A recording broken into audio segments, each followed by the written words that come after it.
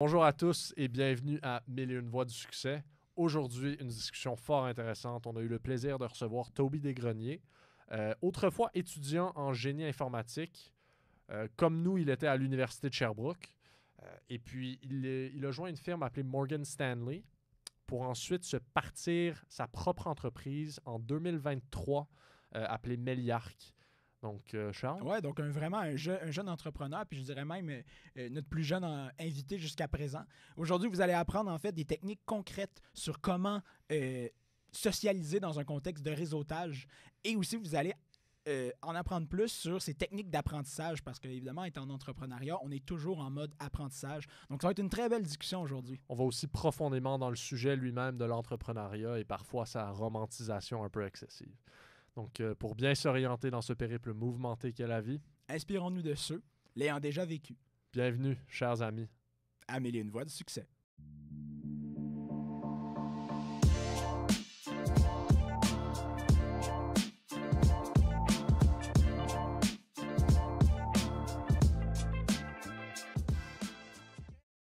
Est-ce que c'est une caractéristique de base pour un entrepreneur d'être optimiste?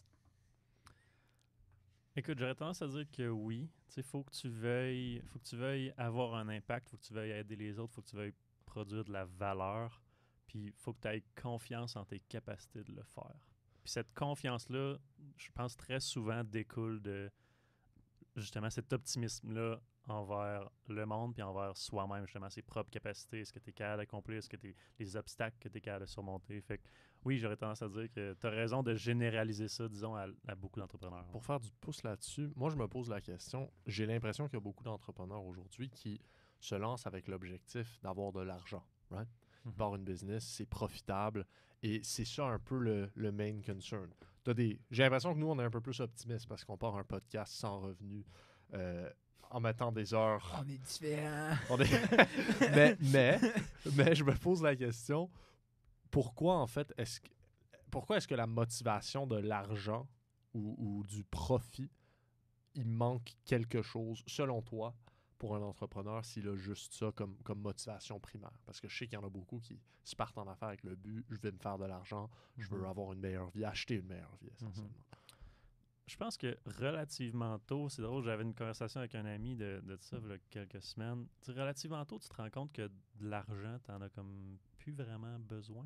Tu sais, dans le sens où un coup que tu fais, à moins vraiment que tu veuilles vivre là, bien au-delà des moyens de tout le monde, puis tu sais, show off ta montre, ton char, des choses comme ça, tu sais, un coup, surtout en ingénierie, je vais dire, un coup que tu fais 85-90 000 par année, que tu te rends compte qu'à la fin de l'année, il te reste plusieurs milliers de dollars dans tes poches, puis ton salaire est plein, ton REER est plein, tu sais plus quoi faire avec, t'es comme... Bon. C'est ça. Il y a comme rien après. Tu sais, c'est pas juste une question de l'argent, là, puis c'est pas une question non plus de 90-85. Je sais que pour beaucoup de gens, c'est inespéré quasiment de faire ça en sortant de l'université. C'est la réalité en ingénierie, mais tout ce qui est finalité, en fait, il y a beaucoup de gens qui se rendent compte que même monter une business, ils veulent atteindre un objectif, puis d'un coup, ils sont rendus là. Il y en a beaucoup qui crachent, ils savent plus quoi faire après. Ils ont atteint l'objectif, c'est comme si Le il y avait dollar plus de sign fun. qu'ils voulaient, puis là, il n'y a pas de sens à ça. Puis même dans pas le fond. juste en dollar sign, il y en a qui veulent exporter dans le monde, par exemple. Là, ils ont réussi à exporter dans le monde, ils ont réussi à percer en Europe, par exemple. Bon, ils savent plus quoi faire après. C'est important d'avoir des objectifs pour avancer, puis pour justement toujours continuer à accomplir des choses qui nous tiennent à cœur. Mais le bonheur, le vrai bonheur de faire ça, c'est justement le journey, le chemin que tu parcours, puis les obstacles que tu réussis à surmonter. C'est pas la finalité en soi, c'est jamais la finalité. Donc, avoir une finalité qui est en quelque sorte inatteignable dans le sens que tu veux contribuer, par exemple, au bien-être de la société, ben, tu peux jamais avoir jamais y fini arriver. de faire ça. Et une vision, être capable de profiter et d'apprécier le chemin pour s'y rendre plutôt que d'avoir justement, ben, je veux me rendre à 1 million de profit. Parce que si tu as un objectif qui n'a pas de sens, une fois que tu y es rendu, tu vas réaliser que ça n'a pas de sens, puis tu vas juste plus avoir de... Ta motivation intrinsèque n'existera plus parce qu'elle n'était pas fondée. Mais c'est un peu ce qu'on réalise avec beaucoup des entrepreneurs à qui on parle. Même c'est pas juste les entrepreneurs, c'est aimer le parcours. Ouais. Puis je sais pas c'est quoi de la nature humaine qui fait en sorte que on est il y a quelque chose dans notre cerveau, on dirait, qui nous satisfait plus quand... Genre, on dirait qu'une fois que tu as atteint l'objectif, il y a comme quelque chose qui, tu sais, je veux dire, je sais pas, la motivation pas à baisse, mais tu sais, il se passe pas l'espèce de gros bang qu'on s'imagine autant de... J'ai réussi, tu sais. Exactement, c'est Il y a ça, un c'est autre ça. objectif qui stresse. Ouais, ou comme juste, on dirait que, comme tu as dit, en fait, il y a plus de satisfaction dans le processus Ouais. versus que dans... Ben, on veut une raison de vivre, on veut une raison d'être là. Tu sais. On est dans une période de vie, disons que, encore là, la majorité des pays occidentalisés, les pays développés, on a la chance de se poser, ben la chance ou la malédiction, mettons, là, de se poser des questions. Puis des fois, trop de questions. Hélas. Fait que on veut justement avoir cette raison-là, cet objectif-là, ce but-là insurmontable qu'on veut atteindre.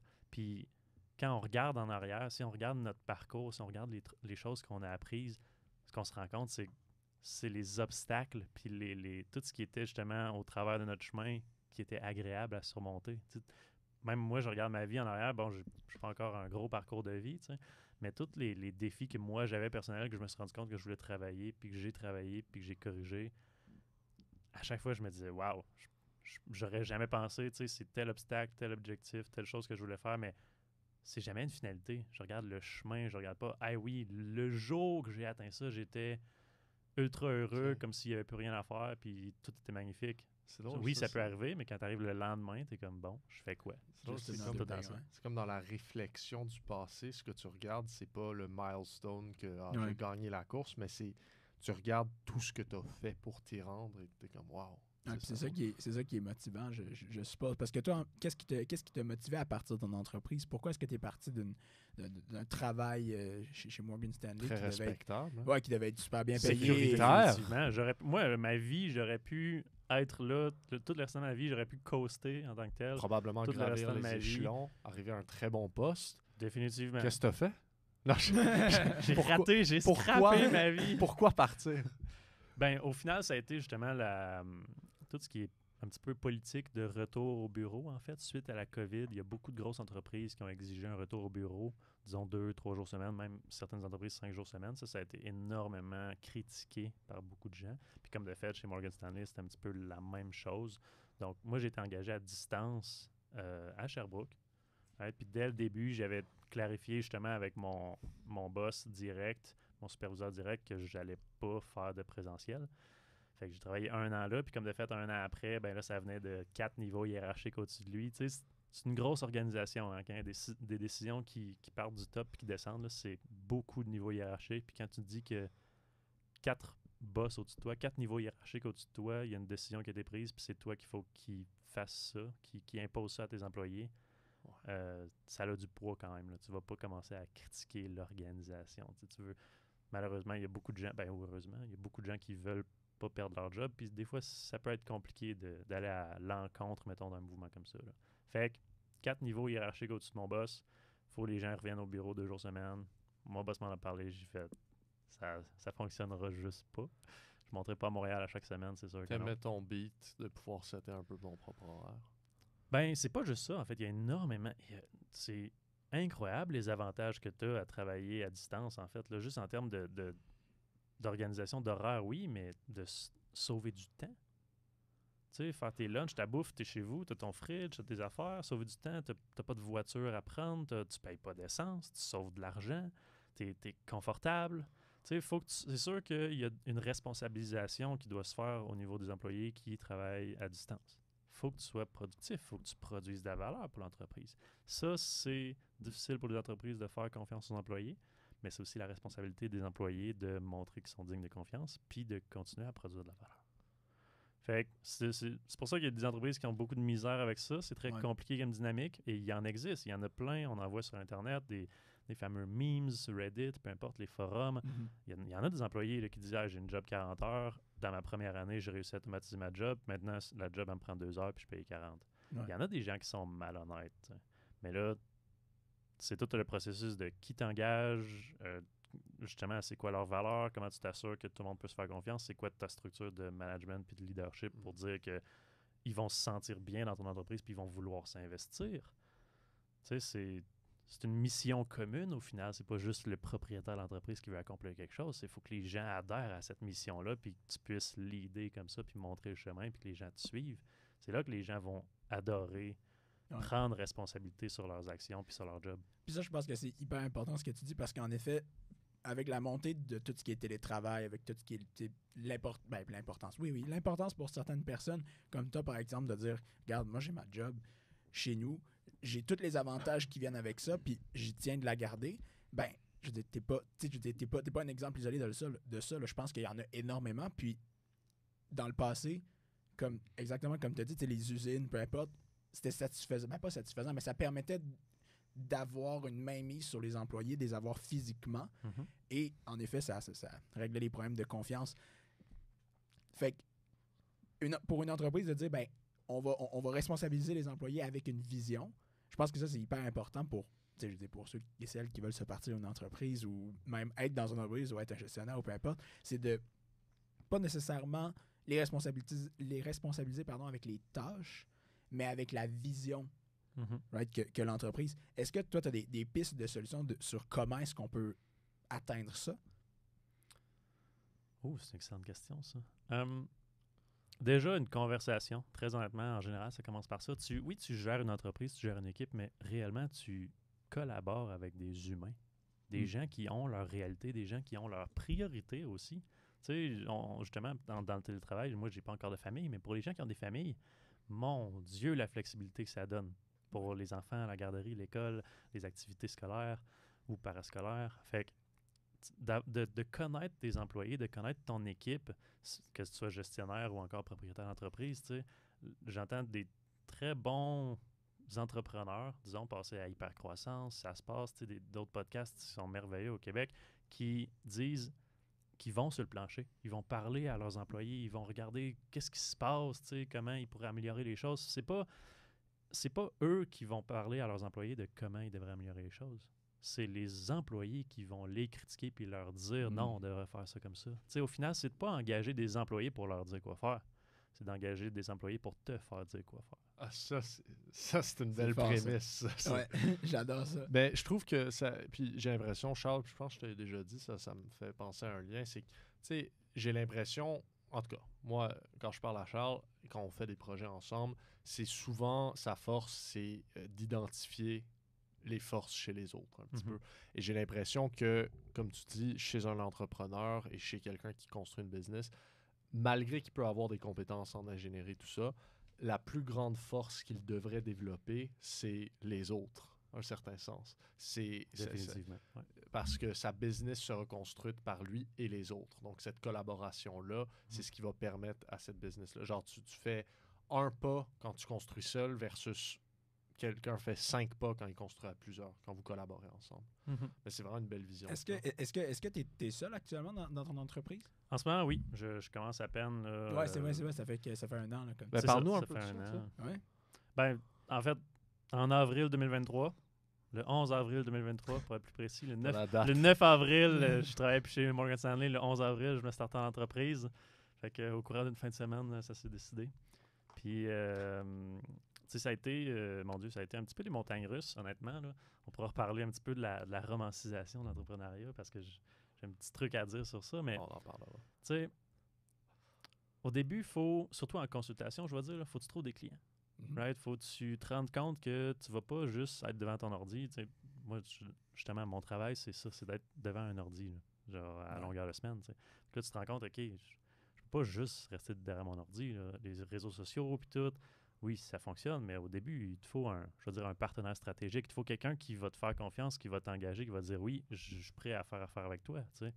Fait que c'est de développer un petit peu ton réseau, aller rencontrer des gens. Fait que ça a été très difficile au début de, je vais dire, pas perdre mon temps.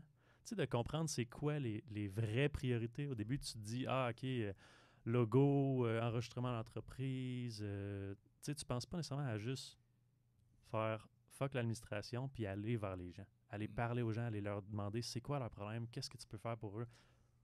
Produire puis fournir de la valeur, en fait. Réellement, les entreprises, c'est ça. C'est fournir de la valeur, puis pas juste les entreprises, mais les employés aussi. Tout le monde devrait gérer leur vie comme une entreprise.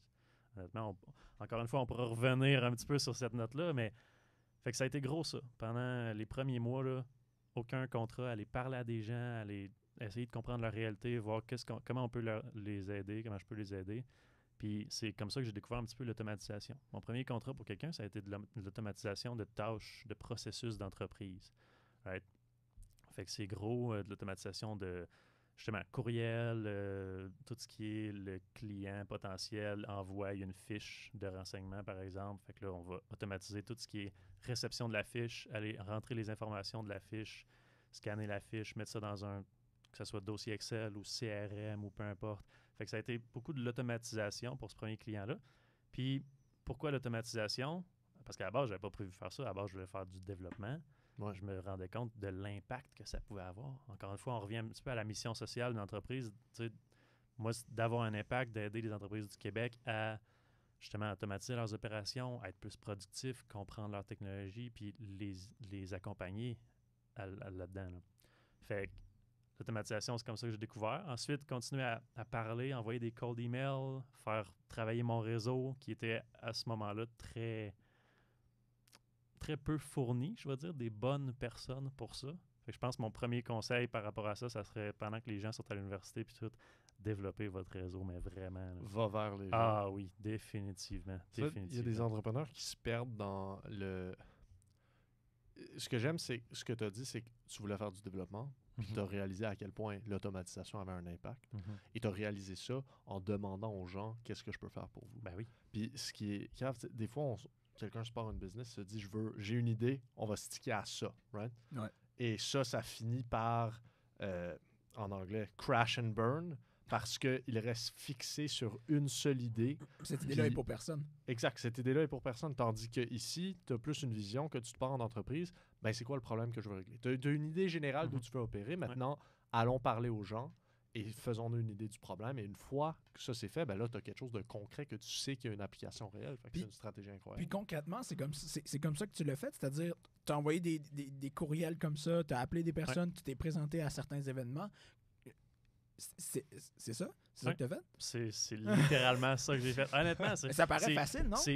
Mon Dieu, oui, ça paraît facile. C'est plus facile qu'on pense quand on utilise les bons outils et les bonnes approches. Okay. Puis c'est là que j'aurais tendance à dire que c'est très utile dans la vie, autant entrepreneur que professionnel que personnel, d'avoir des mentors. Tu sais, quand tu ça peut être aussi simple que tu t'en vas jouer au badminton ou au soccer ou au basket. S'il y a quelqu'un de plus fort que toi dans l'équipe, tu sais, aller demander conseil puis voir comment tu peux t'améliorer. Ouais. Ben, professionnellement, c'est à en faire. Tu rentres dans une entreprise, trouve quelqu'un qui est meilleur que toi, puis demande-lui comment tu peux t'améliorer, qu'est-ce que tu peux apprendre pour produire plus de valeur, puis pas juste pour cette entreprise-là, mais pour d'autres travails. Entrepreneuriat, même chose. Trouve un entrepreneur qui a fait la même job que toi ou quelque chose, ou juste en entrepreneuriat, quelque chose de peut-être probablement différent, mais qui a des connaissances, qui a des apprentissages faits. Tu sais, si tu adoptes cette approche-là à comme toute la vie entière avec n'importe qui et tout le monde, ben, tu as des choses à apprendre de n'importe qui. Tu sais. Ouais. Moi, j'avais jamais fait de podcast. Là, vous autres faites des podcasts. J'aurais probablement une panoplie de choses à apprendre sur ça. Tu sais. Certainement, mais en même temps, tu sais, tout ce qui est mentor et tout, je pense que la barrière des personnes, pourquoi est-ce que c'est difficile, c'est parce que ça te met vraiment d'en face. Genre, ok, t'es pas bon à ça. Ouais, ou comme t'es pas bon à ça. Puis ça, pour tu sais, comme une personne, je pense que c'est inconfortable de se faire dire t'es pas bon à ça, voici comment tu peux t'améliorer. Je sais pas, on dirait qu'on stick sur le t'es pas bon à ça. C'est très confrontant. Genre, ça te fait mal, t'es comme c'est plus le fun de rester dans ta réalité que non, je sais ce que je fais, on va sticker sur cette idée-là, les autres sont caves.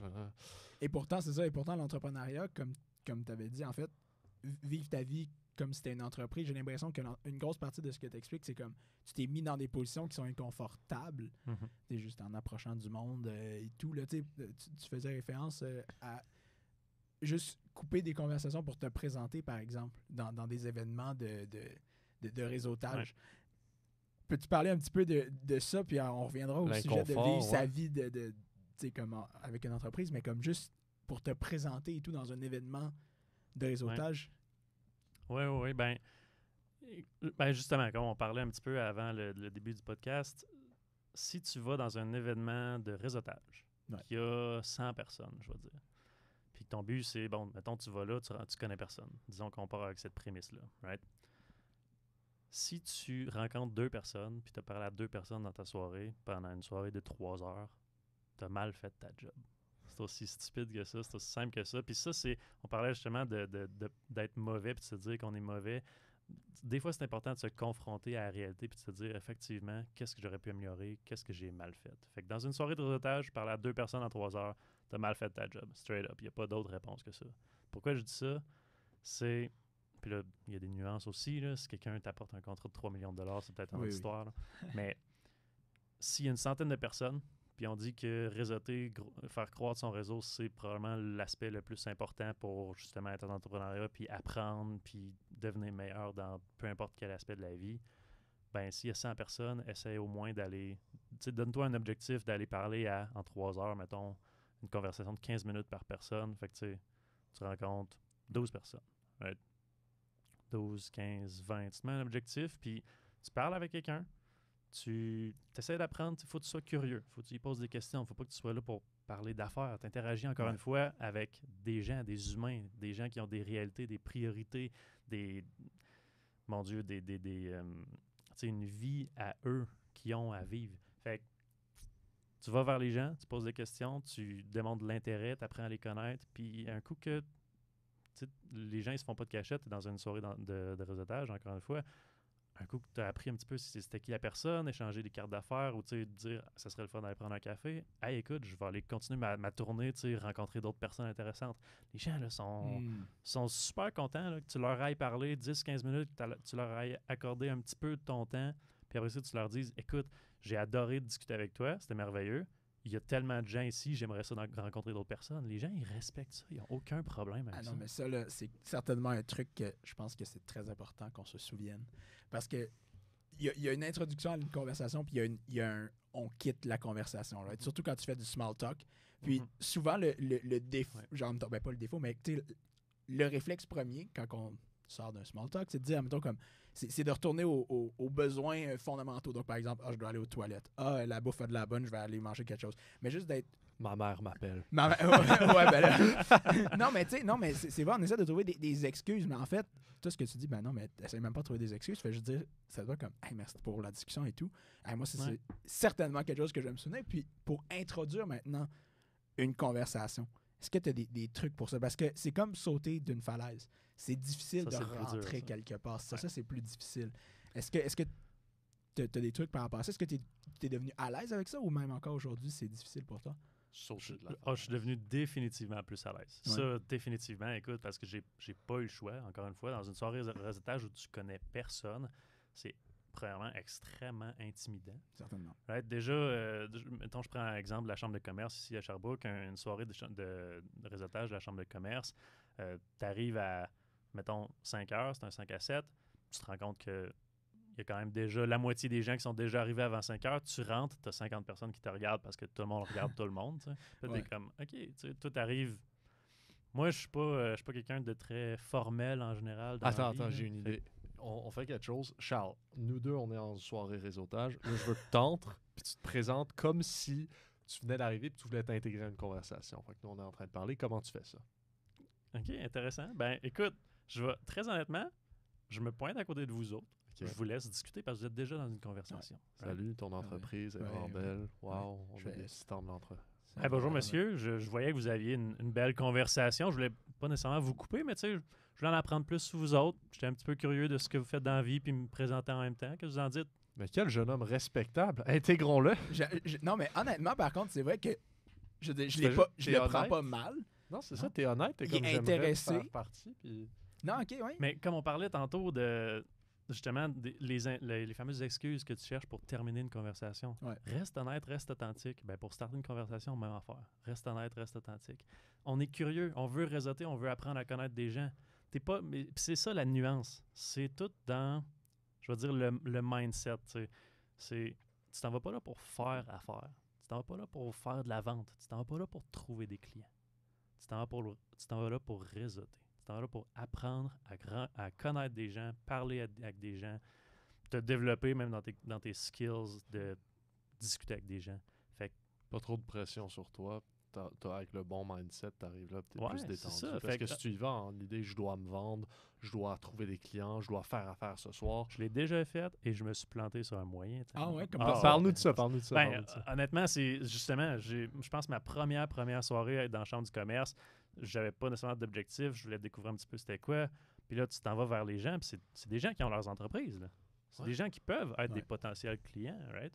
Puis je l'ai vu très, très, très clairement parce qu'il y a des gens qui ont des expressions faciales assez distinctives, tu sais, que ça se voit, les émotions qu'ils ont en face. Fait que, tu sais, j'étais là, à un moment donné, je me fais poser la question, ah, OK, ben, parle-moi de toi un peu, de ton entreprise, puis tout. Puis là, moi, je suis tombé en processus vente, là, j'étais comme, hey, toi, t'as de l'air de quelqu'un qui veut faire affaire avec moi. Fait que là, je commence à y parler de mon approche, je commence à y parler de tu sais, des clients que j'ai aidés, je commence à y parler de comment je peux l'aider, tu sais, je parle de moi, mon entreprise, moi, comment je t'ai aidé, moi, qu'est-ce que j'aime de moi, tu sais. Hey, ça marche pas, tu sais, j'ai vu son visage faire comme, OK, c'est long puis c'est plate, puis honnêtement, J'en ai- il Ma voulait mère aller- m'appelle. c'est ça, lui, c'est ça, il voulait dire ma mère m'appelle, tu sais. Fait que il y a une grosse différence entre, encore une fois, parler de toi versus t'intéresser aux autres. Je pense que c'est ça l'approche, c'est ça la clé. C'est d'être beaucoup plus orienté, disons, écoute active. Puis je sais qu'on on entend ça à l'université, écoute active, là, puis à chaque fois, on est Ouais. comme « Ah, mon Dieu, quel genre bullshit. » Mais tu te rends compte qu'il y a quelque chose de beaucoup plus profond à ça, quelque chose de beaucoup plus... il y a beaucoup plus de valeur qu'on pense à ça. Puis c'est justement d'écouter les autres puis de les laisser parler. Puis à la fin de la soirée, ils se disent « Hey, ce gars-là, là, il est tellement cool. » Puis toi, tout ce que tu as fait, c'est de les laisser parler. Mais ça, c'est fascinant parce que c'est aussi ce qu'on a. Genre, les meilleures discussions, entre parenthèses, puis ça, c'est avant le podcast, là, c'est-à-dire. Parce qu'on dit, le podcast, bref, on pose des questions, c'est ça notre rôle. Mais comme, juste dans des discussions, moi, tout le monde qui m'ont dit, oh mon Dieu, c'était tellement intéressant de parler avec toi, puis j'étais comme, j'ai à peine. Tu dit redis un mot. rien. Genre, c'est fou. Mais c'est exactement ce que tu dis. C'est. Genre, je sais pas pourquoi, mais il y a quelque chose qui se passe en effet que comme. On adore ça, parler de nous. Ouais. Mais c'est vraiment ça. Moi, quand je parle avec de mes amis proches, mettons, que, Ouais. tu sais, plus tu deviens ami avec quelqu'un, plus tu retournes vers un ratio, mettons, 50-50, des fois plus. Tu sais, toi, tu vas parler plus. Ou, tu sais, c'est pas mal, les deux parlent autant, les deux posent autant de questions, puis tout. Mais là, c'est le fun. Ça fait des conversations merveilleuses où tu te sens valorisé, puis tu fais pas juste valoriser l'autre. Puis justement, parler de nous, on adore ça. Moi, quand je parle à mes amis proches maintenant, je parle quasiment juste de moi. Puis en fait, on switch souvent comme ça. On parle juste de moi, on pose des questions sur moi. Après ça, c'est rendu ton ami. On parle juste de lui, on pose des questions sur lui, Ouais. puis on switch de sujet comme ça.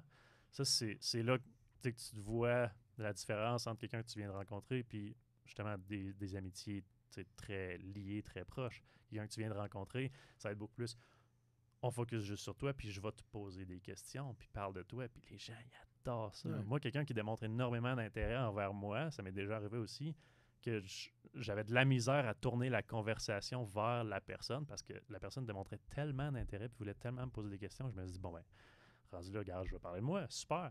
Mais il y en a qui sont vraiment tournés vers ça naturellement. Ouais. Si tu te poses la question comment aborder les gens puis c'est pas naturel, mets l'emphase sur l'autre personne, fais juste poser des questions puis écoute. C'est aussi simple que ça. C'est quand même fascinant par contre parce que c'est. J'ai tellement l'impression qu'on s'imagine que converser avec les gens, c'est vraiment plus compliqué qu'en fait, c'est juste de poser des questions. Maintenant, sur l'art de poser des questions, parce que tu peux pas juste poser des questions Non, effectivement. L'art. comme ça. Non, mais c'est vrai, je pense que c'est Ouais. un skill à développer. Qu'est-ce que tu poses comme question? C'est quoi ton mindset par rapport aux questions que tu poses? Est-ce que ça devient naturellement? Est-ce que tu as une liste? Moi, ça me vient quand même naturellement. Très honnêtement, j'ai toujours adoré poser les bonnes questions ou trouver les bonnes questions, je vais dire. Tu sais, dès le moment où je me suis intéressé à l'entrepreneuriat, à, mettons, l'âge de 14 ans environ, jusqu'à aujourd'hui, c'était toutes les questions que je me posais sur « Ah, c'est quoi ma passion? Qu'est-ce que je veux faire dans la vie? En quoi je veux étudier? » J'essayais toujours de me dire « C'est ça la bonne question? C'est en quoi je veux étudier ou qu'est-ce que je veux faire? Ou c'est quoi l'impact? » Puis c'est à ce moment-là que tu es capable de, comment je peux dire, de tourner des situations ou des questionnements que tu as en quelque chose d'un petit peu plus significatif, un petit peu plus profond, encore une fois. Fait que quelqu'un qui parle de son entreprise, right? Souvent, c'est difficile de trouver des questions au début de bon, qu'est-ce que tu veux savoir sur lui? Mais c'est pas tant qu'est-ce que tu veux savoir sur lui, c'est plus qu'est-ce que toi, tu trouverais intéressant qu'une personne te pose comme question. Fait que si toi, tu te faisais poser une question, qu'est-ce que tu aimerais parler de ton entreprise? Puis moi, j'aime honnêtement, parler de mes services puis ce que je fais pour mes clients, c'est tel quel, versus parler de c'est quoi les difficultés que j'ai rencontrées, c'est quoi les défis que j'ai faits, les apprentissages que j'ai eus. Fait que c'est un petit peu la même tournure de discussion avec les autres personnes. Quand je rencontre des gens qui ont des entreprises de plusieurs millions de dollars par revenu, ils ont 50 employés, même ces gens-là qui font des millions par année, c'est les mêmes questions. Ça a été quoi dans ta dernière année le plus gros apprentissage que tu as fait? Ça a été quoi les gros obstacles? Qu'est-ce qui t'a affecté le plus? Qu'est-ce que tu as adoré dans ton parcours? Tout le monde aime ça. Tout le monde a ces aspects-là. Peu importe ton statut social ou économique dans la société, on a tous ces aspects-là de tu as des peurs, tu as des faiblesses, tu as des forces, tu as des choses que tu as aimées, tu as un parcours, tu as un bagage. Fait que pose des questions sur ça. Ça ressemble un peu aux questions qu'on pose dans le podcast. Dans le fond, le truc d'obstacle. Fait que si je nous redirige par rapport à ça, ça a quoi été? Parce que tu as parlé qu'il y avait j'oublie le mot en français, mais un roller coaster, right, depuis les dernières années avec le fondement de l'entreprise et tout. Fait que quel a été le point bas? Comment tu t'en es ressorti? Qu'est-ce que tu en as appris? Là, on peut devenir personnel. Mon point bas, il n'est pas tant bas que ça, très honnêtement, dans le sens où c'est beaucoup par rapport à nos propres attentes, les attentes qu'on a de nous-mêmes. Fait que moi, mon point bas, c'était pas une question de j'étais sur le bord de la faillite personnelle, comme certains entrepreneurs populaires au Québec ont déjà vécu. J'étais pas non plus. J'avais pas un de mes proches qui est décédé ou quelque chose comme ça. J'ai pas eu de gros obstacles comme ça. Mais définitivement, un des obstacles que j'ai eu, c'était passer d'un statut d'employé où tu te fais dire quoi faire, puis tout ce que tu as besoin de faire, c'est exécuter, à un statut où faut que tu trouves quoi faire, faut que tu planifies ce que tu vas faire, puis après ça, il faut que tu le fasses.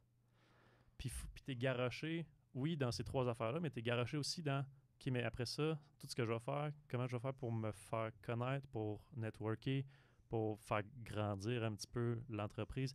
C'est plus une job. Là. En fait, c'est une phrase qui a été dite au podcast Hypercroissance, justement, il y a quelques semaines que j'écoutais.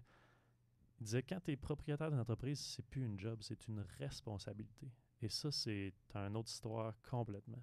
Fait que, je pense que c'est ce qui m'a grugé énormément d'énergie, c'est ça. Qu'est-ce que je fais? C'est de la transition, en fait. Ben, la transition, oui, mais tout...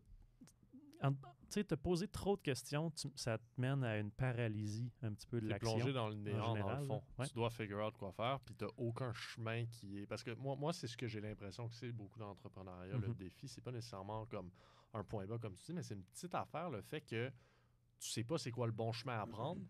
Il y en a 50 que tu peux essayer d'employer. Tu dois choisir, selon toi, ce qui semble meilleur. Tu dois mettre en place une stratégie de « OK, ben voici comment je vais m'y prendre. » Puis après, tous les jours, tu dois show up. Tu dois pas arrêter d'avoir la persistance d'être là puis de continuer à essayer de mettre tes efforts. Puis ça se peut que les 49 premières choses que tu essayes, ça mène à rien. Ouais. Mais un entrepreneur va réussir à sa 50e. Quelqu'un qui n'a pas l'esprit, ben va s'arrêter à numéro 34 en se disant que c'est pas fait pour lui. Right? Ouais. Tu sais, c'est beaucoup... je pose ça comme question. En fait, je pose ça comme question à des entrepreneurs plus...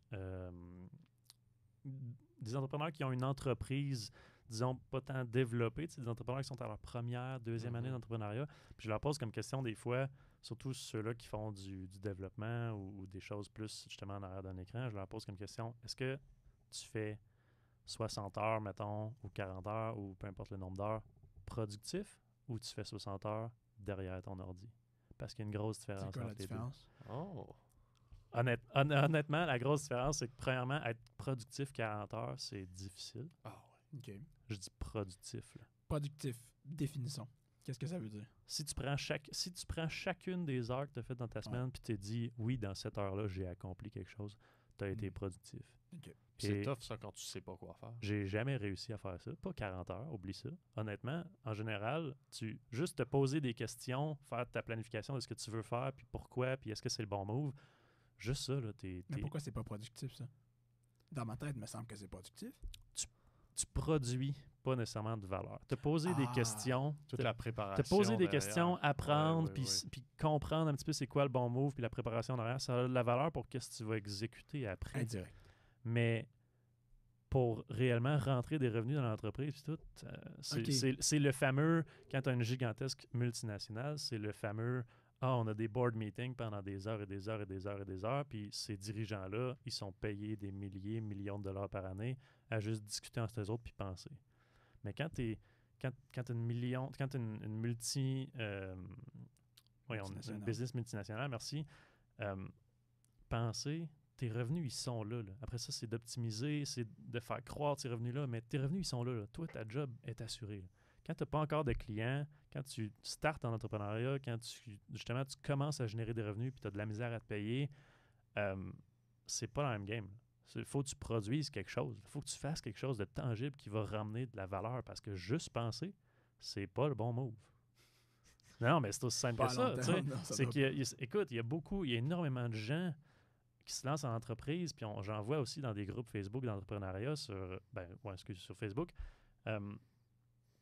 Il y en a beaucoup qui ont énormément de misère. Ils se lancent en entrepreneuriat, ils se rendent compte que finalement, ils ont perdu énormément d'argent parce qu'ils voulaient essayer, ils voulaient le faire, mais ça n'a juste pas marché. Le problème, c'était-tu l'entrepreneur, c'était-tu la démarche, c'était-tu le créneau dans lequel ils ont essayé de se lancer, c'était-tu l'approche qu'ils ont pris justement pour aller chercher des clients ou pas, mais honnêtement, on ne saura jamais. C'est juste la gigantesque majorité des entreprises ne passent pas la marque des 5 ans. Je pense que c'est 80% qui failent avant 5 ans. Puis je pense que c'est comme encore plus qui failent en dedans de 10 ans. Déjà, être en entrepreneuriat 10 ans, c'est une bonne chose. C'est quand même solide. Là. C'est ça, c'est assez rare. Là. Mais sur ceux-là qui passent la barre des 5 ans, moi, c'est ça que je me pose comme question. Sur ceux-là qui passent la barre des 5 ans, combien passent la barre des 5 ans de manière successful, je vais dire. De manière, ils peuvent se payer, puis ils sont à l'aise, puis ça fonctionne. Parce qu'il y en a qui passent la barre des 5 ans. Là, qui meurent, dans le fond. Oui, parce qu'il y en a qui passent la barre des 5 ans juste à s'acharner, puis ils ont une vie misérable parce qu'ils sont pas capables de se payer, ils sont pas capables de faire de l'argent, puis ils survivent là, avec des miettes de pain. Là. Puis leur entreprise, elle survit, mais à un moment donné, il faut que tu coupes l'idée. Là. Ouais, c'est ça la différence entre, je pense, on discutait tantôt de avoir une idée versus régler un problème. Il y en a qui sont tellement attachés à leur idée, mais si ton idée, elle règle pas de problème, elle vaut rien. Ouais. Va vers de quoi d'autre. Sois obsédé par les problèmes que tu peux régler, pas par les idées que tu as. J'en entends encore des gens qui sont parfois même très éduqués et très successful. Puis là, ils trouvent une idée, puis ils veulent pas la dire à personne. Là, parce qu'ils se disent, mon idée, elle vaut de l'or, là, puis n'importe qui va la reproduire. Là. Et ça, là, ça a été démontré maintes et maintes fois. Là. Ça veut plus rien dire. Là. Développer une application, développer un produit, une entreprise, ça se fait autour de tes clients. Ça se fait pas dans ta tête. On va redire la phrase parce que j'ai beaucoup aimé ça. Sois obsédé par les problèmes que tu peux régler et non les idées que tu as. Ça, je pense que c'est la phrase clé pour les entrepreneurs. Si vous retenez une chose aujourd'hui, retenez ça parce que ça vient de me marquer. Je sais pas pour toi, Charles. Ouais, non, pareillement. Là, puis je pense que pour nous autres qui commencent un petit peu dans le monde de l'entrepreneuriat et tout, on a des projets sur le podcast. C'est ça, podcast et tout, mais c'est ça, je pense que ça pose une question parce qu'on a une autre, comme start-up, une autre entreprise qu'on fait bref, des vêtements de sport à base de matériaux réutilisables, bref. Okay, puis, nice. Charles, dis pas l'idée. Non, ça, puis en effet que, tu sais, j'avoue qu'on peut être facilement emporté par l'idée sans nécessairement comme être très, très terre-à-terre. Mm-hmm. Fait que, non, c'est excellent. Puis je pense que aussi dans le milieu du consulting comme que tu es, je pense que ça, c'est encore d'autant plus vrai que, justement, tu focuses parce que, essentiellement, c'est ça ton boulot, c'est ça ta quête, en fait. Puis quand tu es parti de ton entreprise, est-ce que tu avais une vision, justement? Est-ce que tu avais un aspect plus idée et plus intellectuel, comme tu disais, ou est-ce que tu as vraiment commencé par dire, ben écoute, moi, je vais pour régler des problèmes dans mon créneau? Ben, à la base, je voulais explorer la consultation. J'avais des amis qui faisaient de la consultation. Ils faisaient des contrats, ils aimaient ça, ils trouvaient ça le fun. C'est comme un sideline en plus de la job. Fait que je veux pas, ils retiraient des revenus de ça. Je me disais, intéressant, je vais explorer ça. Puis ça a vraiment donné avec le timing, avec Morgan Stanley. Je me suis dit, ben regarde, maintenant que j'ai plus d'emploi, autant me starter temps plein dans de la consultation. Bon, ça a été une aventure différente que ce que j'aurais pensé, mais non, c'est ça l'avantage de faire de la consultation. Tu n'as pas nécessairement besoin d'une idée ou d'un produit, puis c'est énormément plus facile. Donc, je veux pas disons, rendre mon entreprise ou moi-même, comment je peux dire? Je veux pas montrer ça sous un œil péjoratif, mais la consultation, c'est le easy way, mettons, en entrepreneuriat. C'est la manière de dire, ben, tu n'as pas besoin de développer un produit avec des investisseurs, des clients, de l'equity, right? Faut juste que tu règles un problème. C'est ça. Tu as juste besoin d'aller vers quelqu'un, faire, regarde, moi, j'ai de l'expertise. Toi, tu as le problème, puis je peux t'aider si tu veux. Ouais. Et ça, là, c'est quand même facile, on va se le dire. Moi, je regarde des entrepreneurs. Je serais très intéressé un jour à développer des produits, honnêtement, puis vraiment avoir un produit à moi. Mais je me dis, pas tout seul. C'est un autre game complètement. C'est un côté d'entrepreneuriat extrêmement plus difficile. Honnêtement, là, c'est Parce que j'imagine que inimaginable. pour un consultant, le principal problème, ben, c'est vraiment de figure out c'est quoi le problème avec ton expertise qui en ce moment demande d'être réglé. Puis ensuite, t'arranger pour avoir une façon de te faire connaître. Puis j'aimerais lier un sujet qu'on a comme un peu touché, mais pas vraiment. Et là, je veux le tacler dans un certain sens. Ouais. Et je pense que toi aussi, la romantisation de l'entrepreneuriat. Mon Moi, je Dieu. pense à ça, être entrepreneur, c'est séduisant, non? Tu sais, tu penses à ça, je suis Ouais. entrepreneur, Autonome, je construis quelque chose. Par Oui. contre, il y en a qui pensent, et ça, j'ai vu ça dans le film The Social Network, un mec qui racontait à une fille, ouais, je suis entrepreneur, puis là, elle a regardé, ok, t'es au chômage. Je suis comme, non, je dirais pas ça. Tu dirais quoi? Ben, je dirais que je suis entrepreneur. Fait que, Ouais. c'est quoi la romantisation de l'entrepreneuriat? C'est quoi comment toi tu vois ça? Puis c'est quoi le danger de ça? Parce que c'est vrai que c'est séduisant comme aspect, mais c'est pas nécessairement toujours une bonne chose. Définitivement, non, c'est vraiment pas toujours une bonne chose. Écoute, la romantisation de l'entrepreneuriat, tu sais, moi, quand les gens me parlent d'entrepreneuriat maintenant, mettons, là, je commence à avoir du succès, des clients, mes choses vont bien, c'est merveilleux, moi, je suis super heureux, puis j'adore ce que je fais. Mais pour les gens qui me disent comment t'as fait, puis qui me disent ah wow, on dirait que t'as un talent inné, tu sais, quand je parle de socialiser, aller vers les gens, tu sais, te faire connaître, aller à des événements, les gens font comme oh my god, comment tu fais tout ça, puis tout. Ben justement, c'est pas pour tout le monde. Straight up, l'entrepreneuriat, c'est pas pour tout le monde. C'est un cheminement personnel, je vais dire difficile. C'est des skills que tu veux pas développer ou que tu te dis que tu n'auras pas besoin. Puis après, tu te fais ah, ben maintenant, j'en ai besoin, fait que je vais le faire. Tu sais, on parle de, quand tu es à ton compte tout seul, on parle de marketing, on parle de justement médias sociaux, on parle d'aller vers les gens, on parle d'être bon dans tes compétences puis de continuer à développer tes compétences. Sinon, ta valeur, elle évolue pas avec toi. On parle de manière de scaler avec tes compétences. Tu sais, chargé à l'heure en tant que consultant, c'est bien beau, mais à un moment donné, tu as 168 heures dans ta semaine, à moins que tu fasses 168 heures de job, puis que tu ne manges pas, tu ne vas pas aux toilettes, tu ne dors pas, tu vas caper quelque part. Fait que là, c'est de trouver des manières de soumissionner à la valeur ou des choses comme ça. Fait que c'est énormément de processus de pensée, énormément de réflexion que les gens peuvent avoir dans leur vie personnelle, mais qui n'ont pas nécessairement. Puis quand tu es en entrepreneuriat, tu n'as pas le choix de les avoir, ça. Fait qu'honnêtement, je pense que c'est un petit peu pour ça, quand on parle de romantisation de l'entrepreneuriat, tu sais, moi, je dis l'entrepreneuriat, c'est chiant. Straight up. Accepte je connais, ça, puis ensuite... ouais, je connais personne, honnêtement, en entrepreneuriat, qui m'ont dit que l'entrepreneuriat, là, c'était tout rose, puis que tout était magnifique. Là. Loin de là, extrêmement loin de ça. Puis je pense que ça fait un beau pont avec une recherche qui avait été faite il y a quelques années sur la condition de la santé mentale en entrepreneuriat. Et la gigantesque majorité des gens qui s'intéressent à l'entrepreneuriat puis qui sont devenus entrepreneurs ont énormément de traits dépressifs et sont très proches en général de tout ce qui est la dépression. Puis je crois, tu sais, moi, si j'avais un take à prendre sur ça, je pense que c'est justement tout l'optimisme d'avoir un impact dans le monde. Puis là, quand tu es confronté au fait que tu n'atteins pas les objectifs d'impact que tu veux avoir, tu n'as peut-être pas l'impact que tu veux avoir, faut que tu te donnes ton propre feedback pour savoir qu'est-ce qu'il faut que tu changes. C'est tout le temps en constante remise en question. Tu es tout le temps à dire est-ce que je fais la bonne chose pour les bonnes raisons? Est-ce que j'aime ça? Bordel, des fois, c'est est-ce que j'aime ce que je suis en train de faire? C'est un fardeau Honnêtement, constant. ben oui, c'est ça. Ça, c'est toujours une question que tu te poses, tu sais. Ouais. Puis là, après ça, c'est là que tu peux te justifier à, ben, je préfère-tu faire ça, une job 40 heures derrière un écran? OK, ouais, moi, n'importe quand, je fais ça, tu sais. Mais là, moi, mon fun, je le trouve ailleurs. Je le trouve dans, justement, rencontrer des gens. Tu sais, tout ce qui est réseaux sociaux.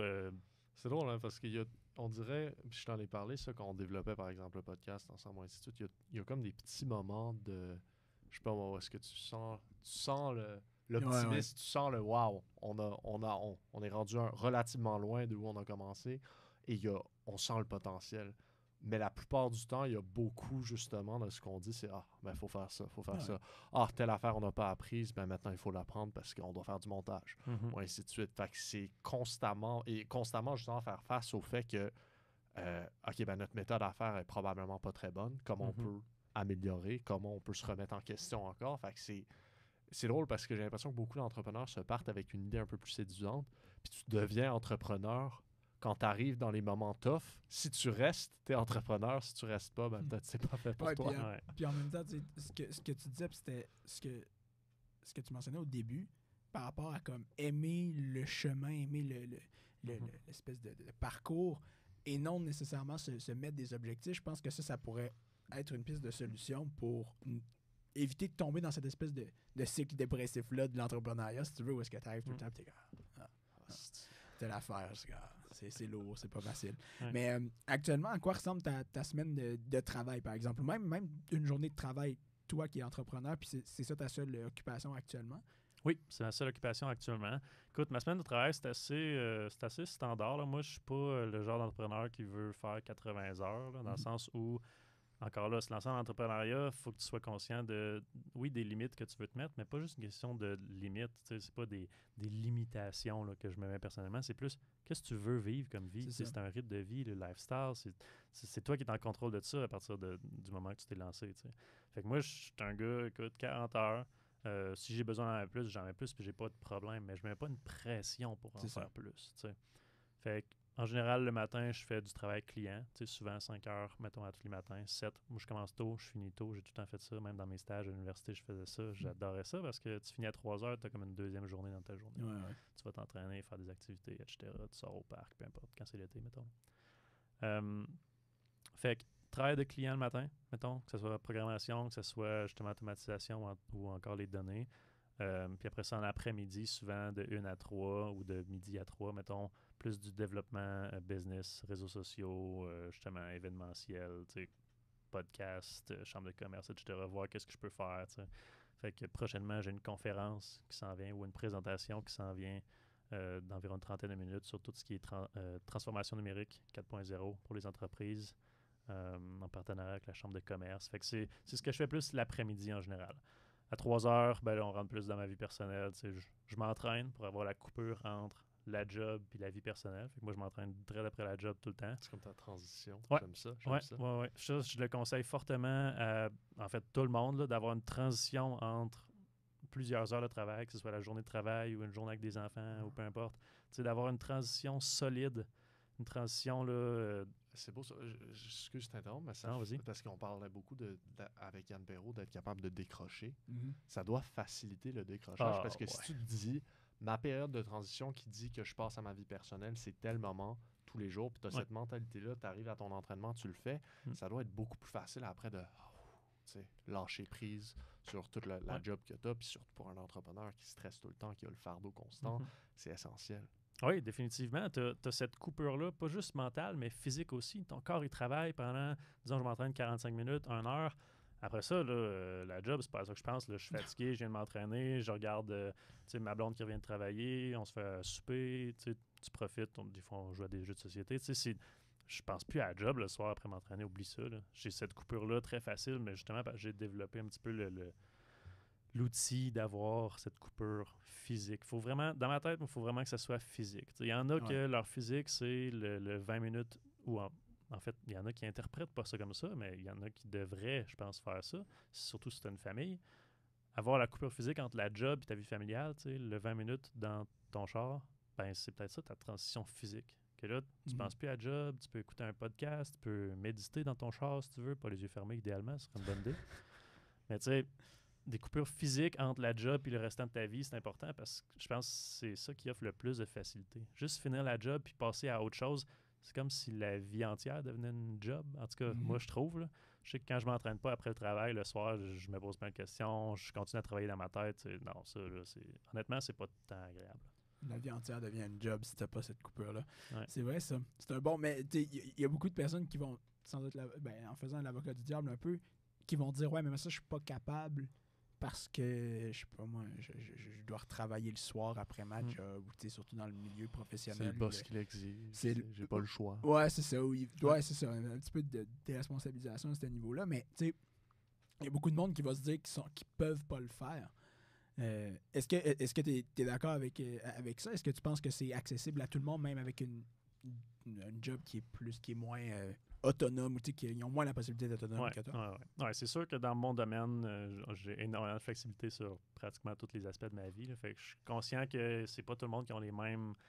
Encore là, les mêmes obstacles, mêmes priorités. Mais comme tu dis, la ride d'auto et tous ces trucs-là, c'est des trucs que c'est des choses qu'on pense pas. C'est des petits détails qu'on pense pas. Tu sais, je peux pas le faire, je peux pas me le permettre. Je pense que ça revient un petit peu aux mêmes affaires que j'ai pas le temps de s'entraîner, mettons, les gens. Là. Mais s'entraîner, on parle pas de faire 1 heure par jour. Là. Des fois, 5-10 minutes, c'est parfait. Là, puis si t'as pas 5-10 minutes, c'est parce qu'honnêtement, check combien de temps tu es sur ton cel par jour. En général, là, ton 5-10 minutes, il est là quelque part. Il est quelque part. Il est quelque part, trouve-les, mais il est là. Quand tu lis des choses... On trouve les livres d'entrepreneurs extrêmement productifs, extrêmement exigeants. C'est ainsi je lis Can't Hurt Me de David Goggins. Tu parles d'exigence. C'est ça. Moi, je regarde ce gars-là, je fais jamais dans 100 ans. Honnêtement, là, je trouve ça inspirant, je trouve ça impressionnant, mais jamais dans 100 ans, je ferais ce qu'il a fait. J'ai pas ce cran-là. Ça m'intéresse pas, je veux rien savoir. Tu brises pas la glace d'un lac pour aller te baigner? Non, honnêtement. Mais est-ce que vous avez déjà posé la question sérieusement, pourquoi est-ce que ce gars-là fait ça? Moi, c'est une affaire que je comprends pas. Non, mais il a un passé sombre. Et il garde... OK, je vais essayer de faire une petite psychoanalyse. David Goggins, selon ce que je connais des Reels Instagram. Est-ce que tu as lu son livre? Non, mais j'ai écouté quelques podcasts où il parlait de son personnel. Tu me diras, tu me corrigeras en fait. Moi, j'ai l'impression qu'il garde les démons dans sa tête loin et les conquérir en quelque sorte en s'infligeant toute cette douleur. Grosso modo, oui. Je veux dire, pour offrir un petit peu plus de contexte, je pense, quand on dit qu'il y a un passé sombre, très, très sombre, c'est quand il était jeune, il était battu par son père. Right? Toute la famille était sous le joug un petit peu de son père pendant plusieurs années. Là. Puis il a vu son père battre sa mère aussi. Il était un petit peu exploité. Son père était un homme d'affaires quand même influent puis très populaire. Je me souviens plus dans quelle ville, malheureusement, il est né, mais il y avait une entreprise là, de le skating là, dans les années 70. Oh my God, les roller parks avec le disco. C'est ça, là. C'est exactement ça. Fait que son père, il avait ça, puis il exploitait un petit peu sa famille dans les postes pour le roller park. Puis ça ne coûtait rien, c'était sa famille. Puis après ça, il arrivait à la maison, puis il avait de l'air bien heureux au roller park, toute la famille avait de l'air bien heureux, mais il arrivait à la maison, puis il battait les enfants, battait la mère. Il a déjà menacé David Goggins, justement, quand il était jeune, avec son gun. Le gars avait un revolver sur lui ou dans son bureau. C'est comme, quand tu as un passé comme ça, tu es battu je pense que c'était jusqu'à 12 ans ou 14 ans qu'il a quitté la maison familiale avec sa mère à ce moment-là, puis il n'y avait rien, là. Il n'y avait rien à leur nom en tant que tel. À ce moment-là, la mère de David était sous le joug entier de son père. Aucun argent, aucun avoir à son nom. Fait qu'ils sont comme partis de rien, partis de zéro. Le gars, communauté noire, right? David Goggins est noir.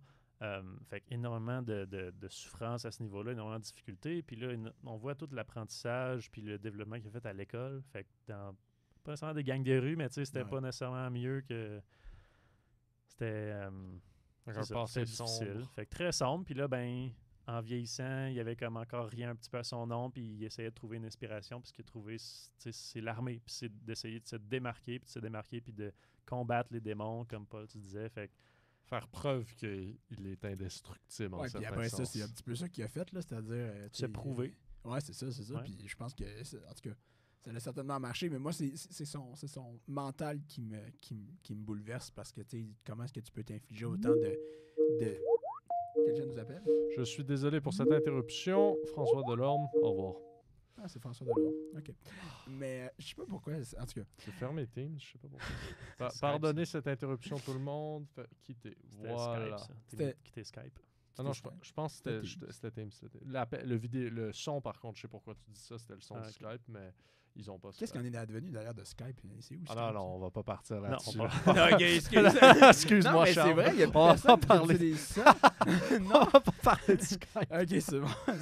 Mais pour revenir à David Goggins, il y en a qui, toute leur vie, c'est ça qu'ils essaient de faire, se prouver. Lui, il est allé bien au-delà de ce que les gens y vont, mais c'est ça. Je pense que ça montre un petit peu l'étendue de sa jeunesse et des difficultés qu'il a rencontrées. Mais il y en a qui vivent que pour ça, là, se prouver aux autres. On est dans une société comme ça. On parle encore des réseaux sociaux. Puis puis c'est facile de mettre la faute sur la société, mais se prouver, montrer qu'on est bon, montrer qu'on réussit. Qu'on a une belle vie. Ben oui, c'est ça. Instagram. Honnêtement, authentique, honnêteté, parle aux gens, montre tes difficultés, montre une certaine vulnérabilité, puis les gens, tu connectes beaucoup plus. C'est avec les principes gens. de l'entrepreneur, de la réussite. Authentique, honnêteté, monter. J'en ai plusieurs des principes, des frameworks qui permettent de réussir dans plusieurs aspects. Je pense Très qu'on a- honnêtement, là. On a une question là-dessus, veux-tu? Ah, vas-y. Ok, ben dans le fond, allons-y. C'est quoi tes principes directifs qui te guident dans ta vie? Si on se lance là-dessus, là, Ouais. vas-y. Mon Dieu, guide directif qui me... Ou ce que tu parlais. Ouais, là, c'est ce tes que tu principes, parlais. Tu disais des certains principes, on bon. en a vu quelques-uns. Ouais. Ben, dans la vie, c'est assez large, là, je vais dire. Mettons qu'on prend un aspect en particulier. Moi, j'ai... comment je peux dire?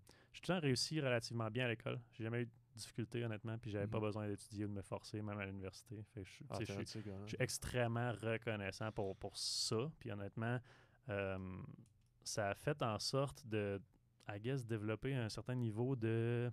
Comment je peux dire, complexe de supériorité. Je viens d'un background où, honnêtement, j'étais jeune, là, j'étais fendant. Les gens autour de moi, j'étais comme fuck tout le monde, il n'y a personne à mon niveau.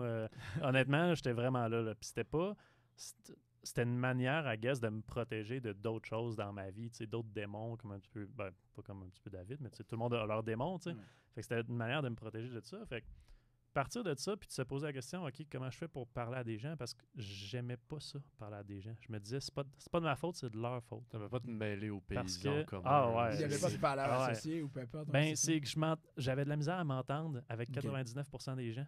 Je leur parlais, puis moi, je disais, ah, j'aime pas ça, le small talk.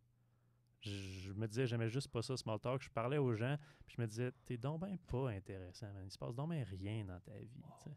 Puis partir de ça, puis de se dire, là, éventuellement, tu grandis, tu vieillis, tu te dis, ah, ce serait le fun de me trouver une blonde, tu sais, d'avoir des amis. d'avoir des amis. Mais tu sais, j'avais des amis proches, mais j'ai jamais été la personne avec énormément d'amis. Puis moi, j'avais une difficulté personnelle qui était vraiment au niveau de la solitude. J'avais beaucoup de misère avec la solitude, beaucoup de misère à, pas nécessairement vivre seul, mais tu sais, je me sentais seul. Right? Surtout en informatique, mettons, ça fait pas très longtemps de ça, mettons, chez Morgan Stanley, je pouvais passer 40 heures par semaine puis parler à personne. OK. Puis je travaillais à distance. Fait que quand tu sors pas de chez vous, tu parles pas. Mes amis, c'est pas des sorteurs, c'est pas du monde qui vont me parler à tous les jours, qui vont me texter ou quoi que ce soit.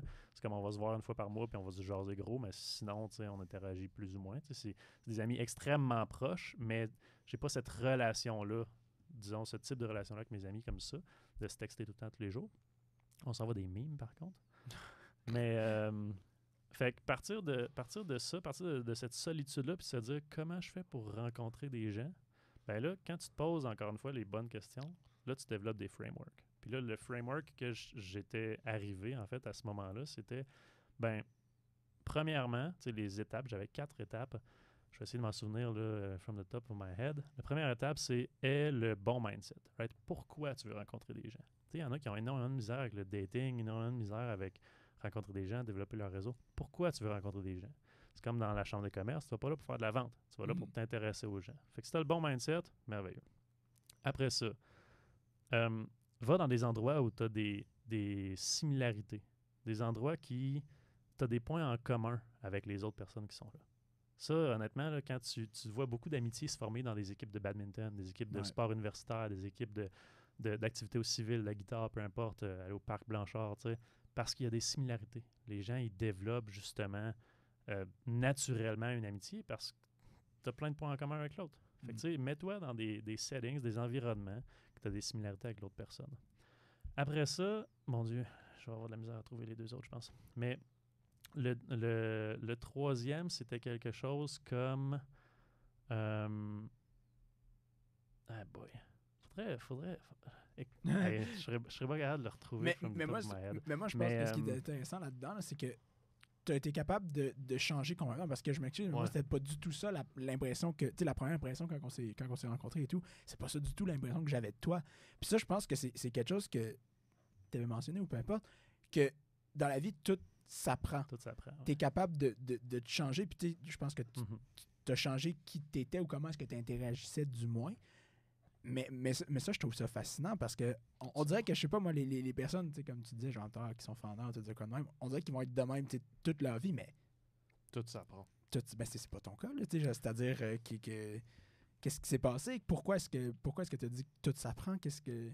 Ben déjà, merci. C'est pas mon cas. Je suis content de l'apprendre. Oui. Ben, Tu sais- surtout un entrepreneur comme toi, tu parlais de la chambre de commerce. Moi aussi, je me disais ça. Là, tu devais faire du small talk. Ben, oui. Déjà, il te faut le désir de changer puis d'apprendre. Puis il faut que tu valorises les raisons qui fait que tu veux changer puis apprendre. Moi, ça part d'une, je vais dire, pas une frustration, mais ça part d'une blessure, right? Tout ce qui est la solitude, c'était extrêmement difficile. Je trouvais ça difficile. J'avais de la misère. Je lisais sur ça. J'essayais de comprendre. J'essayais justement de mieux vivre avec ça.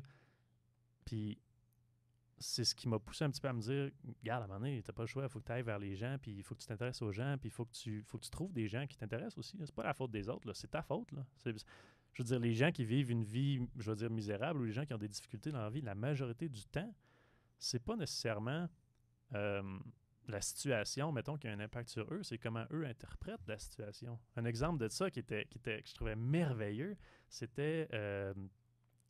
mon Dieu, je vais dire un maître spirituel indien qui parlait sur un podcast d'entrepreneurs aux US. Puis il disait, à l'animateur du podcast, il disait, si je t'envoie chier en anglais, puis tu me comprends, right, ça va te faire quelque chose. Right, on s'entend. Mais si je t'envoie chier en indien avec un gros sourire, puis que tu comprends zéro de ce que je viens de dire, tu vas probablement être heureux. Ben, ça démontre vraiment bien à quel point c'est pas la situation qui a un impact sur nous, mais notre interprétation de cette situation-là. Puis honnêtement, je pense de prendre ça en compte puis se dire que tu as le pouvoir de changer, tu as le pouvoir d'apprendre ce que tu veux apprendre pour changer tes circonstances, changer ta situation, changer tes conditions de vie. Ben, rendu là, c'est juste à toi de le faire puis trouver les outils, trouver un mentor, lire des livres, peu importe. Tu remets les choses dans ta zone de contrôle. Oui, ben oui, définitivement. Puis là, on rentre dans tout l'aspect, OK, ben se poser les bonnes questions, puis comment tu commences par ça, tu sais. Fait que là, on est dans le sujet de solitude puis de social parce que c'était probablement ma grosse difficulté personnelle, je dois dire, dans les dernières années. Fait que, tu sais, pour l'auditoire, s'il y en a qui ont de la misère, mettons, tu t'en vas dehors, commence par sourire à quelqu'un. Dis pas un mot. Dis-moi, moi, j'étais un coureur, right? J'allais courir, puis je me disais, si je pouvais juste comme croiser des coureurs puis leur sourire, aller de la main, leur dire salut. Tu commences par ça. J'avais commencé par ça à Montréal l'été 2023, l'été 2022, excuse. Fait que j'étais à Montréal pour un stage, justement, puis je me disais, je m'en vais courir au Mont-Tremblant, au Mont-Royal, excusez. Au Mont-Royal, puis je fais juste dire salut à des gens sans dire un mot, leur sourire, puis leur regarder dans les yeux.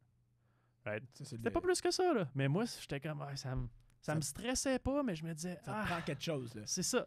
Il y avait ça prenait un effort conscient que je me disais, ben garde, ça prend ça pour m'habituer. Puis là, OK, tu commences comme ça, super, à un moment donné, t'es comme, c'est facile, là, tu dis salut à quelqu'un, puis c'est beau, là, anyway, ça implique absolument rien, là. Fait que là, à un moment donné, je sais pas, moi, tu marches dans la rue, ou t'es dans un restaurant, ou peu importe, puis tu croises le regard de quelqu'un, puis, hey, salut, ça va bien? Puis on fait comme, ouais, super. Il n'y a pas eu de conversation, t'as juste poser la question à quelqu'un si ça allait bien. C'est tout.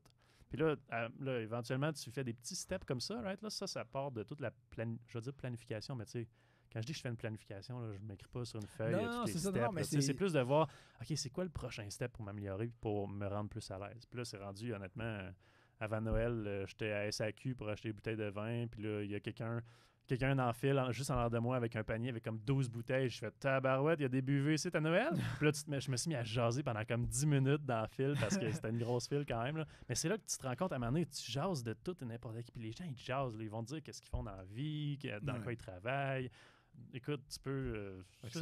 ça commence à sourire à des gens sur le Mont-Royal, puis ça finit à la chambre du commerce où t'es comme « Bonjour, Toby Desgreniers, j'entendais votre conversation. » Ouais, c'est ça. Mais ça, c'est intimidant. Interrompre des c'est conversations, ça, c'est un autre game. Mais ça, j'ai découvert ça dans les derniers mois. J'aime ce que tu as dit. Ça me fait faire un lien avec, je pense, Jordan Peterson, en tout cas, un mec qui disait quelque chose par rapport à des gens qui sont en dépression. Puis tu dois te trouver une montagne à conquérir. Puis si tu la mets trop haute, ben là, réduis-la. Ouais. Tu la réduis jusqu'à je vais sourire à quelqu'un dans une run. Une fois Ouais. que ça c'est fait, tu grimpes progressivement. Une fois de Mm. plus le parcours. Moi, j'ai l'impression que c'est souvent le problème de trouver la montagne. J'ai l'impression que c'est souvent le problème de trouver le problème de ce qui te rend inconfortable dans la vie. Des fois, on est vraiment mêlé dans notre quotidien. On est comme, je sais que je suis inconfortable, mais Colin, j'ai de la misère à mettre le doigt dessus. Qu'est-ce qui va pas? Exactement ça. Qu'est-ce qui va pas? Pourquoi ça va pas? Ben, ça, c'est une deuxième question. Mais tu sais, de cerner le pain point. Puis je pense que c'est ça un des trucs en entrepreneuriat. Puis tu sais, tu disais, toi, tu es là pour régler des problèmes essentiellement. Mhm. Mais de trouver le problème, est-ce que c'est quelque chose qui est difficile ou est-ce qu'en fait, ça devrait être comme évident ou... Ouais, faut que tu ailles le côté humain, je pense, de ça. Moi, je me suis fait dire que j'étais bon pour faire ça. Bon, j'ai pas encore mes preuves personnelles, disons, pour dire que je me considère bon pour faire ça, mais faut que tu ailles le côté humain de comprendre. Le problème, il est jamais technique, c'est jamais la technologie en arrière, c'est plus la personne. Qu'est-ce qu'elle veut faire? Qu'est-ce que cette personne-là te dit qui est vrai, puis qu'est-ce que cette personne-là te dit, puis toi, tu vois peut-être autre chose. Right? Fait que c'est d'aller des fois dans les nuances de choses que la personne ne connaît peut-être pas, ou elle ne sait pas qu'elle travaille de même, ou elle ne sait pas qu'elle fait les mauvaises choses. Puis là, c'est là que c'est plus compliqué de dire à quelqu'un, ben écoute, je comprends que tu travailles de même, c'est peut-être la mauvaise approche, avais-tu pensé à faire ça? Ouais. Vois-tu les avantages à faire ça comme ça? Right? De pousser les gens à comprendre mieux leurs propres problèmes, puis après ça, adopter une solution que tu leur proposes. Parce que adopter une technologie, on en fait tous les jours. On a nos cellulaires, on installe des applications. Rendu, je sais pas, moi, nos profs à l'université diraient installer telle application pour avoir accès aux notes de cours. Je pense qu'il n'y a personne qui va chialer. On va juste trouver ça un petit peu bizarre, mais on sait comment faire. Fait que adopter des technologies, c'est pas ça qui est compliqué. Te rappeler tout au long de la session que ce seul prof-là utilise cette application-là, puis qu'à un moment donné, tu fais c'est vrai, ils sont où les notes de cours, voyons. Puis tu t'en souviens jamais. Puis tu dis, c'est vrai, ce prof-là, il utilise une application. Fait que c'est la méthodologie en arrière. C'est la manière de travailler qui est difficile à changer. Puis c'est d'adapter cette manière de travailler-là, justement, chez un client. C'est ça qui est vraiment le défi. Puis en transformation numérique, automatisation d'entreprise, il est vraiment, vraiment, vraiment là la difficulté. Puis pour toi, on dirait que ta vie, un petit peu ton parcours de ce que tu as pu nous parler aujourd'hui, est-ce que tu as une vision un petit peu du succès? Est-ce que pour toi, à quoi ça ressemble dans les prochaines années? Comment est-ce que tu vas... C'est ça, c'est quoi ta vision du succès? Pourquoi est-ce que tu vis cette vie-là, ce lifestyle-là? Pourquoi est-ce que tu as choisi telle chose? Qu'est-ce qui te rend heureux? Est-ce que c'est ça qui est associé au succès? Fait que ouais, pour toi, c'est quoi? Oh boy. Je pense que le succès, c'est propre à chacun. Très honnêtement, je sais que c'est plate comme réponse, je m'excuse. Mais... Ah non, mais tout le monde commence par ça, mais ensuite il rajoute quelque chose. Ben, ouais, c'est ça. Ben, là, on va voir ce que tu vas rajouter. C'est là le test. C'est propre à chacun dans le sens où, moi, je pense que le succès, encore là, on parlait de l'appréciation du cheminement tout à l'heure plutôt que la finalité. Fait que c'est un petit peu ça. C'est de voir quel genre de... Moi, je me pose tout le temps la question, quel genre de vie je veux vivre, right? OK, ben je veux vivre une vie qui est relativement aisée, right? Genre, avoir de la misère à avoir de l'argent à la fin du mois, je veux pas vivre ça, je souhaite pas ça à personne. Je l'ai jamais vécu, je suis content, mais je connais du monde qui l'ont vécu. C'est extrêmement stressant, là. Quasiment au point que tu n'es plus fonctionnel. Fait que, une vie aisée, tu veux une vie d'amour, right? Fait qu'éventuellement, je suis pas encore rendu là, mais fonder une famille. Tu sais, en ce moment, je suis en relation de couple, merveilleux. Désolé encore pour l'auditoire. Parce que oui, je suis en relation de couple. Mais tout ce qui est justement fonder une famille, tu sais, avoir te valoriser un petit peu dans ton travail puis dans tes responsabilités. Fait qu'être père, moi, c'est quelque chose qui m'attire énormément. Puis pas juste pour je suis père, j'ai 3 enfants. Non, mais pour tous les apprentissages que tu peux leur montrer, les obstacles que toi, tu vas avoir surmonter. C'est pour ça que je dis que je suis pas encore prêt parce que ça me fait extrêmement peur. Mais éventuellement être père, définitivement. Après ça, être entouré. Puis je dis pas entouré, mettons, d'avoir 50 ou 100 amis proches. Mais pas vivre la solitude. Du monde sur qui tu peux compter, puis de comprendre que le monde n'est pas là pour te nuire, puis ils sont pas là pour te faire échouer, là, tu sais. Juste encore un matin, hein, on est une journée froide aujourd'hui, mon char il part pas, je me dis, bon, j'ai 8 minutes pour me rendre à l'université pour enregistrer ce podcast-là. C'était la première fois ever que mon char il partait pas. Je me dis, qu'est-ce que je fais? J'habite en avant d'une école primaire, je descends dans la rue, les parents ils venaient porter leurs enfants, j'ai cogné à des fenêtres pour dire faut que j'aille à l'uni, mon char il part pas, tu peux-tu m'aider? Il y a quelqu'un qui m'a aidé. Fait que c'est d'avoir cette appréciation-là, je pense, pour la vie, puis pour toutes les choses que tu peux apprendre, les compétences que tu peux développer, les gens que tu peux rencontrer, puis je vais dire la beauté de notre monde, mettons. Là. C'est difficile à voir, surtout, encore une fois, on parlait de guerre au début, tout. Des fois, on se dit que dans les journaux, tout est sensationnaliste, puis tout est très sombre, mais il y a des belles expériences à la vie, puis des choses très simples des fois, comme juste sourire à un coureur quand tu le passes. Puis ça, je pense que c'est aussi un très bon conseil pour tous ceux qui écoutent, là, de prendre la vie un petit peu comme ça, puis d'avoir du plaisir, puis d'apprécier le parcours. Oui, se fixer des objectifs, de prendre ça comme ça, puis dire allô à un coureur, mais d'apprécier chaque expérience comme ils viennent, puis comme ils sont. Puis, comme conseil aussi, ce que j'ai aimé t'as dit, trouver en fait à quoi vous voulez que votre vie ressemble. Une fois que vous avez identifié ça, trouvez les petits premiers steps, soit sourire à un coureur, qui vont progressivement vous mener là. Tu sais, d'être conscient aussi de ce qu'on veut puis ce qu'on veut pas. Ah oui. Tu sais, moi, je regarde la vie à Elon Musk, je regarde la vie à Bill Gates, je regarde la vie à Jeff Bezos, right? Les grandes personnes qu'on apprend puis qu'on entend parler de leur monde puis de leur réalité, puis je me dis, moi, leur vie, là, elle m'intéresse pas pour 2 cents. C'est facile de vouloir se mettre dans le sujet, mais même Elon Musk, je pense qu'il a dit si les gens savaient ce qui se passait dans ma tête, je pense pas qu'il y aurait rien savoir.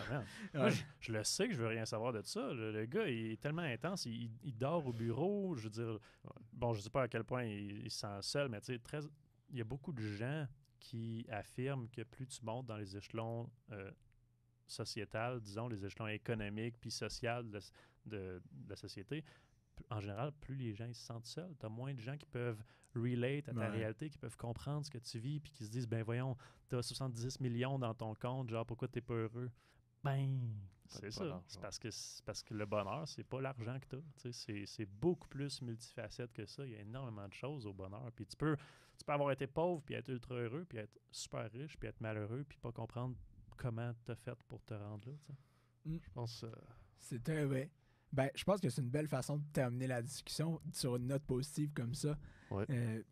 Je pense qu'on peut en tirer énormément de la discussion. Merci encore beaucoup pour ton temps, Toby. C'est vraiment agréable. Merci à vous de m'avoir accueilli. C'était vraiment le fun comme premier podcast, honnêtement. Très agréable. Ben, j'espère que tu vas en faire plusieurs autres. Ouais, ça serait le fun. Très agréable. Merci. N'oubliez pas de sourire aux coureurs. Yes. Très belle discussion aujourd'hui, hein, Paul? Très, très belle discussion. Qu'est-ce que tu en retiens, Charles? Ouais, ben moi, j'en retiens particulièrement... En fait, ce qui m'a vraiment surpris, c'est le fait que Toby se décrivait comme une personne de hautaine, un petit peu imbu de lui-même. Puis, aujourd'hui, c'est quelqu'un d'hyper empathique, qui est hyper accessible. Moi, honnêtement, ça me fascine à quel point est-ce qu'il a pu changer, si on veut, son caractère ou apprendre un nouveau caractère comme ça. Moi, ça m'a... C'était le moment fort de la discussion pour moi parce que j'étais complètement fasciné. Toi, Paul? Pour moi, ben, je pense que je l'ai mentionné pendant la discussion, mais c'est quand il a dit... Ne sois pas obsédé par tes propres idées, mais sois obsédé par les problèmes que tu peux régler pour les gens. Parce qu'en effet, un entrepreneur qui a des bonnes idées au mauvais moment, comme je pense le disait Anthony Saint-Cyr, tu peux avoir les meilleures idées du monde. Si c'est pas un bon timing, ça va pas marcher. Fait qu'un bon timing, ça veut dire que ton idée règle un problème. Ça veut dire que tu peux être utile, être une valeur ajoutée aux gens. Donc, soyez certains, entrepreneurs, d'avoir une valeur ajoutée et d'être en mesure de régler un problème. Absolument. Puis comme d'habitude, merci beaucoup d'avoir écouté le podcast 1001 voix du succès. Si vous voulez nous rejoindre au 1001 voix du succès à @gmail.com. Et puis... Questions, commentaires, suggestions d'invités, préférences d'épisodes futurs, n'hésitez pas. C'est toujours un plaisir de recevoir vos courriels. Et abonnez-vous.